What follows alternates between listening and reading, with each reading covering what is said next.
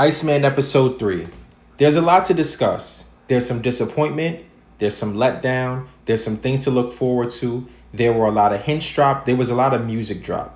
Now, I'm going to have the full breakdown on YouTube likely tonight or tomorrow early, but I'll give you some thoughts here.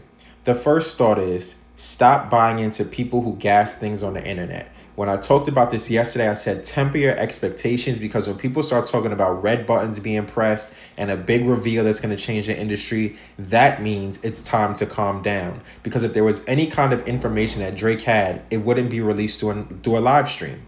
If there was any kind of information that he had, people wouldn't know about it.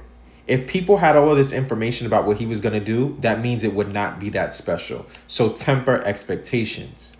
The other thing I want to talk about, there was a lot of music played. He had some songs with Yeet. He had 2 solo songs. He had a dance vibe in there that I liked a lot. I think that was my favorite joint. So music-wise, I think it was good, but it was not great.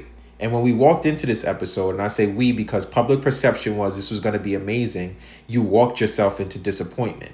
Now, there was a lot to break down in terms of Easter eggs, in terms of symbolism, in terms of storytelling, in terms of character arc and story and plot development arc. And that I won't get into on here. You're going to have to wait for a full breakdown. But overall, the episode itself, minus the music, was the best one in terms of him being on screen, less downtime, starting on time, and walking you through an hour and a half where over 136,000 people were watching on YouTube and thousands of others were in other streams watching it live.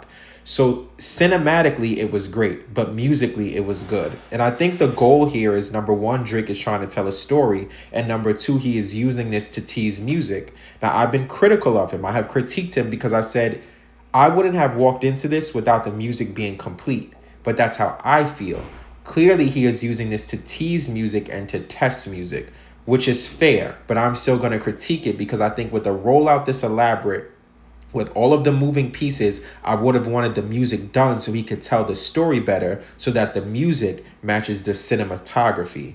That is my biggest critique of this all. But there was a lot to look forward to in terms of what is Pinocchio doing, or what are Pinocchios doing? Where is the fourth one?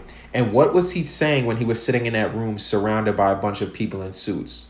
I think that represents something, and I'll get into that later. But overall, musically, I'm a bit disappointed. Cinematically, I feel like he did a great job. So I'm somewhere in the middle on the overall episode, but you let me know what you think in the comments.